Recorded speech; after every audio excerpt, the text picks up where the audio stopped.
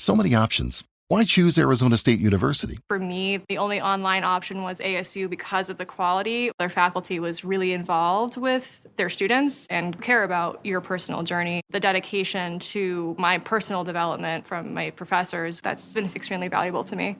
Earn your degree from the nation's most innovative university. Online. That's a degree better. Explore more than 350 plus undergraduate, graduate, and certificate programs at asuonline.asu.edu. At Arizona State University, we're bringing world-class education from our globally acclaimed faculty to you. Earn your degree from the nation's most innovative university. Online. That's a degree better. Learn more at asuonline.asu.edu. To listen ad-free, visit cinspod.co/subscribe. Starting at $2.99 a month, you'll also get access to our exclusive bonus content episodes when you join through Patreon or Apple subscriptions. Thanks for supporting the show. Jamey Walker was a member of one of the most beloved and consequential families ever to have lived on Las Vegas's historic West Side. Her mother, her father, and her grandmother were all well known and highly regarded going back to the 1960s and earlier.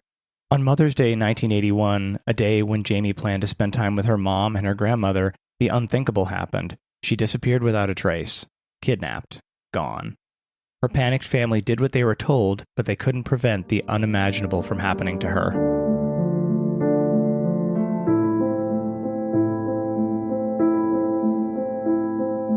Hi, and welcome to Sins and Survivors, a Las Vegas true crime podcast that focuses on cases involving domestic violence as well as missing persons and unsolved cases. I'm your host, Sean. And I'm your co-host, John. We're back this week with the third episode in our special series on the shocking number of crimes that have happened in and around the Lake Mead recreational area over the decades. In the past 2 weeks, we've covered missing persons, unsolved crimes, likely mob murders, and one man who could possibly have faked his own disappearance. Lake Mead, with its combination of lack of cell service, remote location, deep waters, most years anyway, and hidden areas, remains the national park area associated with a surprisingly high homicide and disappearance rate. It's not just life jackets we're talking about here, but that has played a factor in more than a few deaths on the lake. In this third and final episode, we're going to cover one of the most infamous events that ever happened on Las Vegas's historic West Side.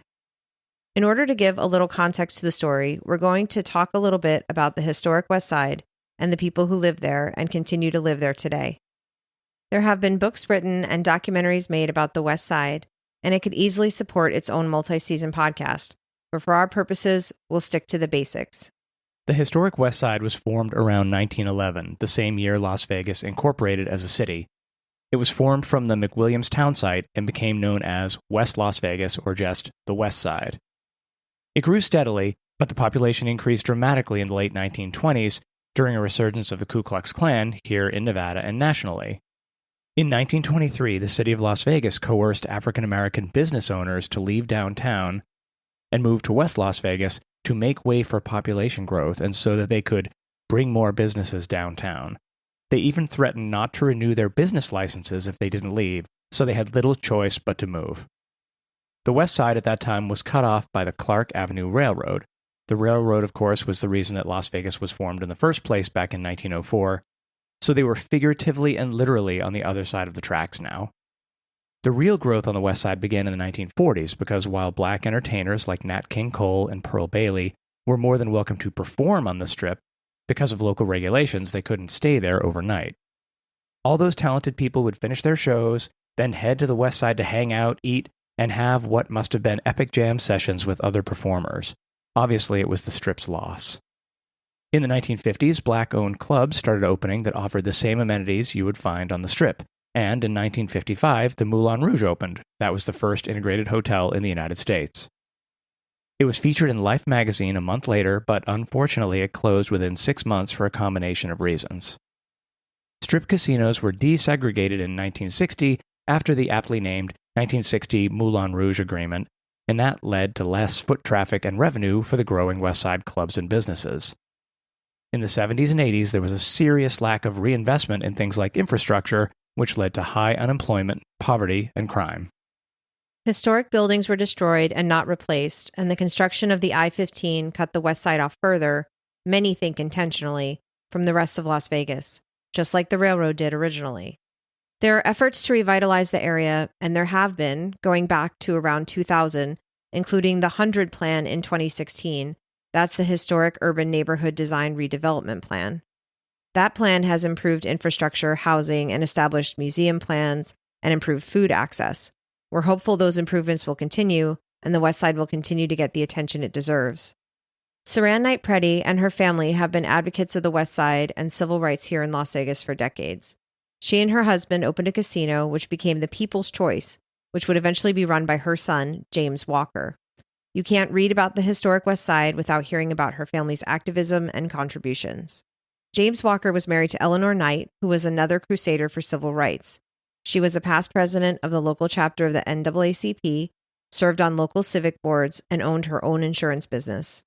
That brings us to Eleanor and Jamey Walker's unsurprisingly amazing daughter, Jamey, who was 18 years old and a 1981 graduate of Clark High School. She was described as being an 18-year-old beauty queen, and it's definitely accurate. Jamey was the first black prom queen at Clark High, and according to her mom, her prom king was Danny Tarkanian, son of the legendary UNLV basketball coach Jerry Tarkanian, who led UNLV to 17 conference championships. She was an honor student, she was on the school executive council, and she was the head cheerleader. She was also very religious and took her faith very seriously. In an interview, her mom told reporters a story about Jamey which shows the kind of person she was. She said that Jamey would help the less popular kids with things like fixing their makeup and hair. She was also the leader of the NAACP youth, and in many respects a third-generation civil rights activist, very active in her community. She and her family were referred to as West Side royalty in many of the articles we read. Everyone who talked about her agreed she was a great kid and a beautiful soul. Another resident of the historic West Side we need to talk about is Willie Lee Shannon, who, at 60 years old in 2010, was living with his mother in Ellington, Florida. His neighbors thought he was just another resident, an average person who was teaching local kids about boxing, fixing bicycle chains, and going about his job as a landscaper. They said he was a nice guy who was helpful and charitable. One neighbor told a story about how Shannon would borrow his lawnmower and bring it back full of gas. Shannon was a Florida native who had a very troubled past. He was born in 1952 and grew up in Palmetto, Florida, in a house with a large and complex living situation with 20 other children. The family situation that was a result of 2 divorces, and it wasn't ideal. It was clear he didn't get the attention someone needs growing up. When he was 16 years old, according to police reports, he went out joyriding with a group of older boys. While they were at a gas station, they committed a spur-of-the-moment smash-and-grab robbery where they took $93 and a single pack of cigarettes. All of the people involved were caught and prosecuted. In an in-depth interview with Shannon from 1981, he shared that at the time in Florida, the state was very interested in making examples of anyone committing even petty crimes. Coming from a very poor family, Shannon didn't have money for bail or a lawyer, so he was held for 3 weeks before he was arraigned. At one point during the trial, he was told that he could be looking at 3 consecutive life sentences, which is insane, given that no one died and the amount of money and items stolen was under $100. In the end, he was given 15 years in prison at age 16, and he ended up being paroled after 9. He served from 1967 until nearly 1977. He talked in that same interview about the horrific conditions in prison, and of course, that type of sentence is pretty unlikely these days. It was a gross miscarriage of justice, a complete overreaction. While in jail, though, he went from 135 pounds to over 185 pounds, and when he got out, he was an ex-convict without an education with limited career prospects, so he got into boxing. He started fighting locally in Florida, and in September of 1977, won his first professional fight in 4 rounds, and then went on to win his next 10 fights too, 9 of them by knockout. He was fighting in the heavyweight division, over 200 pounds, even though he was only 185 pounds, so he was routinely knocking out opponents who outweighed him by up to 30 pounds. In an interview one time, he was asked why he fought at heavyweight in Florida, and he answered, "Because they pay me more at heavyweight." In October of 1979, he moved to Las Vegas because, at the time, it was becoming the center of the boxing universe. Willie Lee, the Cannon Shannon, came into the boxing scene at exactly the right time.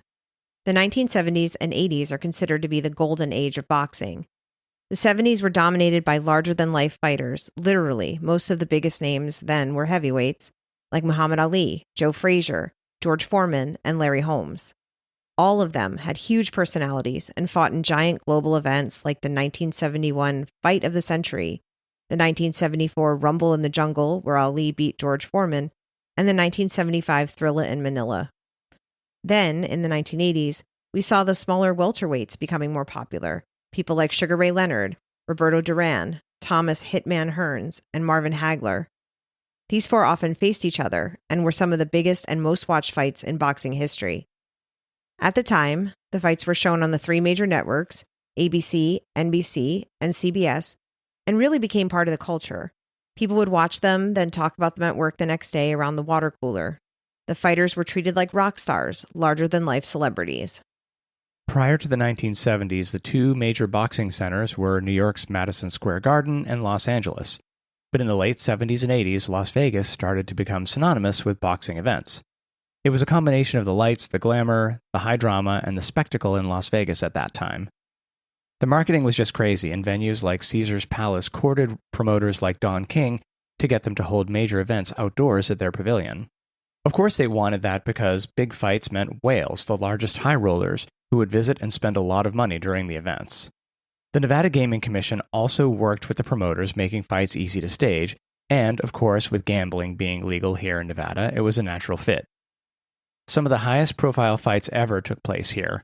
Ali versus Holmes in 1980, Sugar Ray versus Hearns in 1981, Hagler versus Hearns in 85, and of course, in the late 80s, we got Mike Tyson, who still lives here in Las Vegas, and in fact goes to my gym. I see him a lot there, and it's never not surreal. Even 40 years later, the celebrity persists. So this was the boxing world, and at the time, Willie Shannon wanted in on it. He had the talent and the 14-0-1 record with 11 knockouts, so he came to Las Vegas to fight. He won the cruiserweight title in 1979. Just to note that cruiserweight sort of bridges the gap between light heavyweight, 175 pounds, and heavyweight, 200 pounds. It really seemed like he had it made in 1981 and was on a great track. Jamey Walker was on a very different but very promising track too. With her activism, her popularity, her intelligence, and her empathy, her family and community knew she was destined for great things. She was headed off to college at UNLV, ready to take on the world. All of that came to a screeching halt on May 9th, 1981, the day before Mother's Day, when Jamey was kidnapped right out of the home she shared with her mother, Eleanor.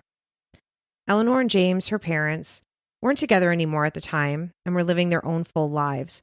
Eleanor had a new boyfriend named Lusby Marshall, who went by Pep, and her dad, James, was running the People's Choice Club, later the People's Choice Casino. Of course, they were all well known and pillars of the historic West Side community, which had slowed down, of course, after desegregation, but was still vibrant. Jamey came home after a date late on Friday, May 8th, 1981, and was kidnapped early in the morning of May 9th. The circumstances were confusing. The back door to her home was ajar when her mother came home, and her shoes were still there. There was no sign of forced entry, which made it seem like she might have known whoever it was who kidnapped her, letting them in. There was evidence of a struggle, though. After Jamey was kidnapped, the ransom calls began, 3 in all. James Walker got the first call in the early morning while he was working at the People's Choice. He described the caller as African American, and he was told, "I got your daughter." They demanded $75,000 for her safe return. To confirm they had her, they let Jamey talk to her dad. She said, "Daddy, they are not kidding." The kidnappers told him not to call the police, and they'd know if he did because he was being watched.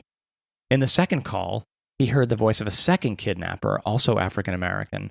This one pressed him on the $75,000 ransom.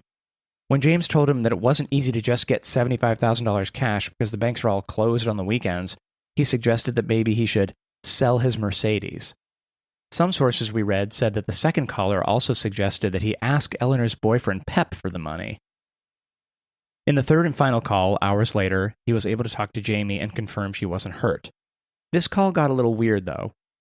This time, the kidnapper told him that there had been a mistake.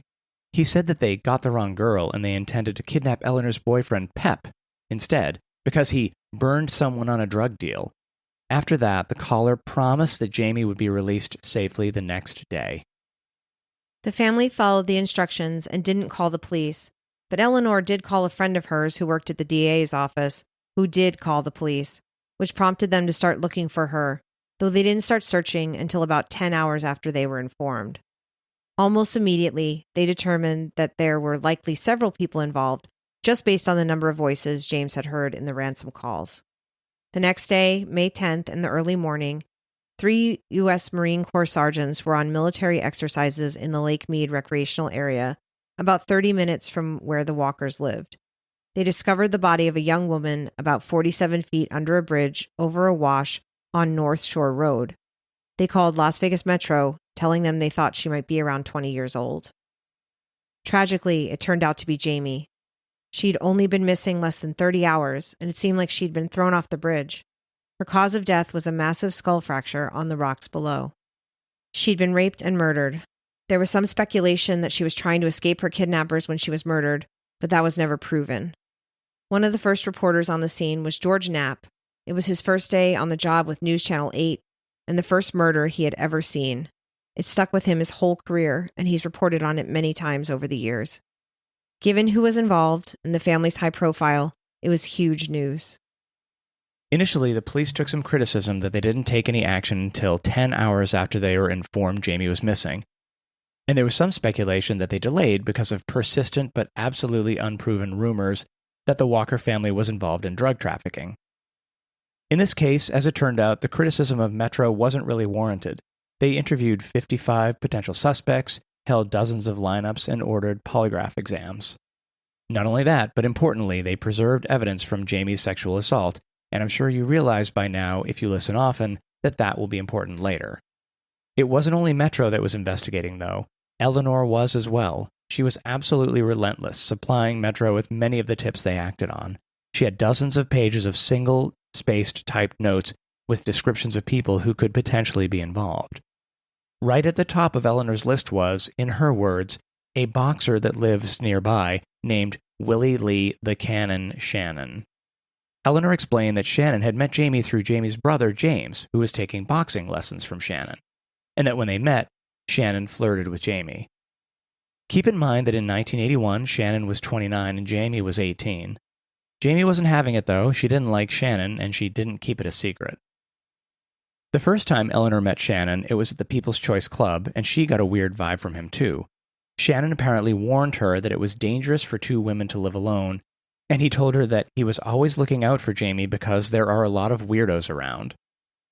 On the very day of the kidnapping, Shannon reportedly came to Eleanor and Jamey's house to sign some insurance papers, but he acted very strangely, just getting up and leaving, saying that he had an errand to run. As we mentioned earlier, 1981 was when Jamey was murdered, and also when Shannon's career hit the skids and never recovered. A month after Jamey was murdered, and just after that article was written about him in Boxing Today, he defended his welterweight title against a fighter he should have beaten easily, but he barely won in a 9-round decision. In his next fight, 2 months later, Shannon was beaten so badly by Marvin Camel, the WBC cruiserweight champion, that he had to be rescued from a pummeling in the 3rd round of the fight, and he lost his title. In October of 1983, the next time he was scheduled to fight, he didn't show up for the weigh-in because he had been arrested. But not for what you might think, but it's going to sound familiar. He was arrested for kidnapping and battery of a woman he was dating, and in 1985 he was sentenced to 30 years in prison for the crime. He ended up serving 13 years and was paroled again in 1998. While Shannon was in prison between 1986 and 1987, he allegedly had several conversations with another inmate named James Phillips, where Shannon allegedly admitted to Phillips that he had killed Jamey Walker. He also repeated the allegations about the Walkers being involved in the drug trade and claimed that he gave James Walker some heroin to sell, but Walker had burned him, keeping either the drugs, the money, or both. Of course, the Walker family denies any involvement in this, and there has been no proof of that. It does seem to be consistent with Shannon being involved, though, given all the allegations that the kidnappers made about someone being burned on a drug deal, so it does seem like Shannon did consistently claim this. Phillips later recanted this whole story, and because there wasn't enough corroborating or physical evidence, no charges were brought. After Shannon was paroled in 1998 at age 46, he headed back to Florida again, where he kept his head down for 12 years until 2010. being a good neighbor and keeping out of trouble. The problem for him was that Metro had done a good job of preserving the evidence from Jamey's rape and murder, and there is no statute of limitations on murder. They had suspected him from the beginning for many reasons, and he was right there at the top of the file, and they were just waiting for the break in the case that meant they could get him.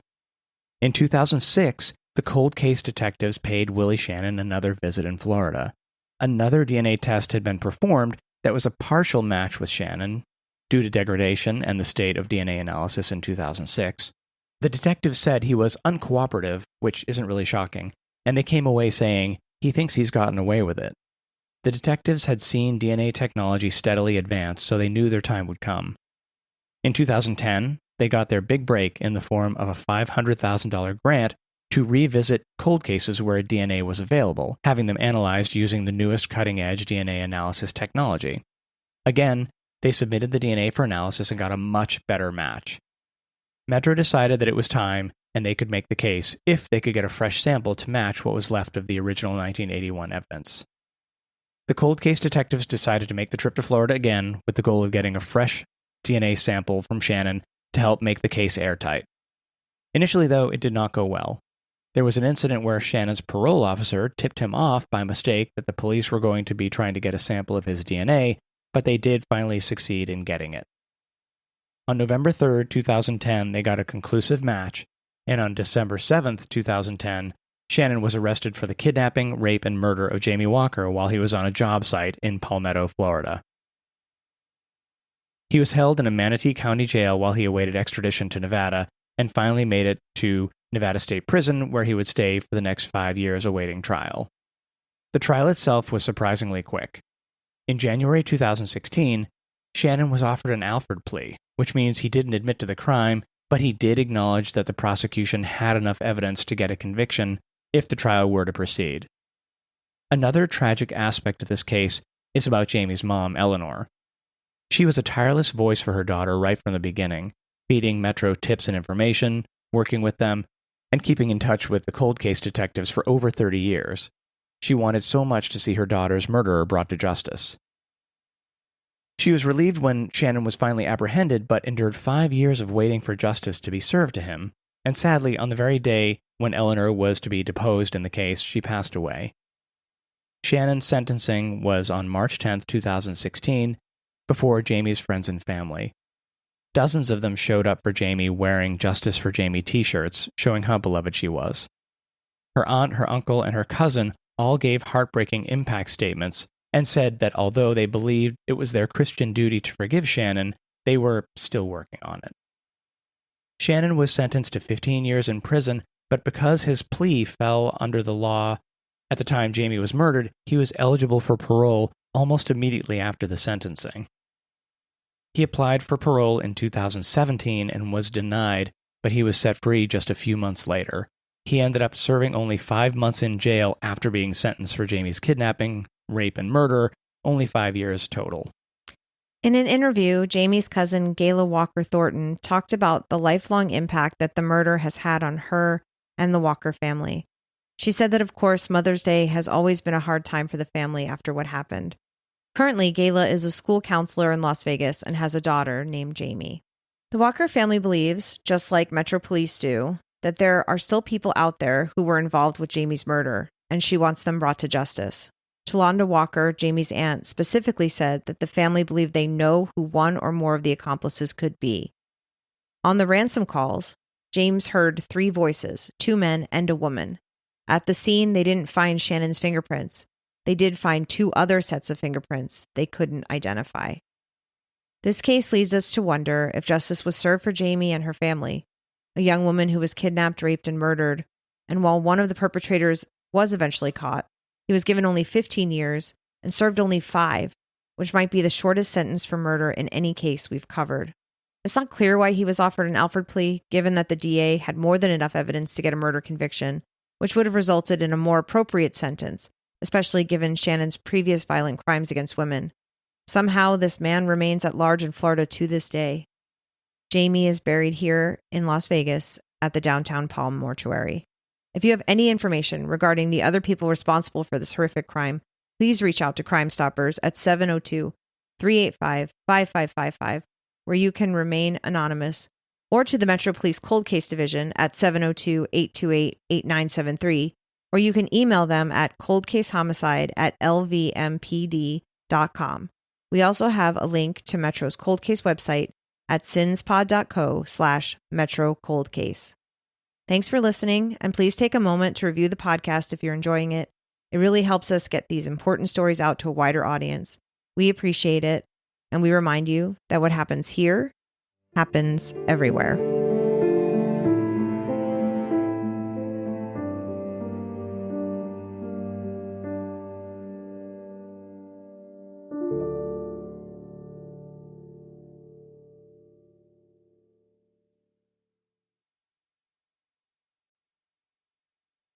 Thanks for listening.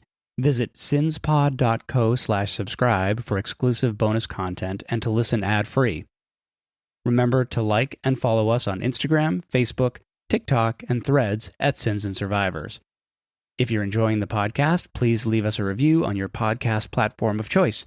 You can contact us at questions@sinsandsurvivors.com. If you or someone you know is affected by domestic violence or needs support, please reach out to local resources or the National Domestic Violence Hotline. A list of resources is available on our website, sinsandsurvivors.com. Sins and Survivors, a Las Vegas true crime podcast, is researched, written, and produced by your hosts, Sean and John. The information shared in this podcast is accurate at the time of recording.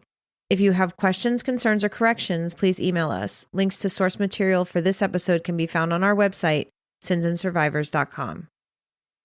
The views and opinions expressed in this podcast are solely those of the podcast creators, hosts, and their guests. All individuals are innocent until proven guilty. This content does not constitute legal advice. Listeners are encouraged to consult with legal professionals for guidance.